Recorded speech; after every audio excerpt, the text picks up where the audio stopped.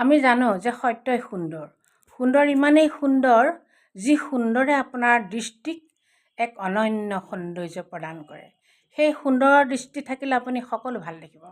আপুনি চৰাই চিৰিকটি, গছ লতিকা, ফুল পাত, যিকোনো প্ৰাণী, জীৱ জন্তু, মানুহ সকলোৰে আপুনি সৌন্দৰ্যই দেখা পাব।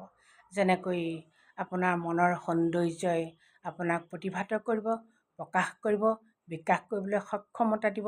এই সক্ষমতাক লৈ আপুনি জীৱনটোত আগবাঢ়িব লাগিব।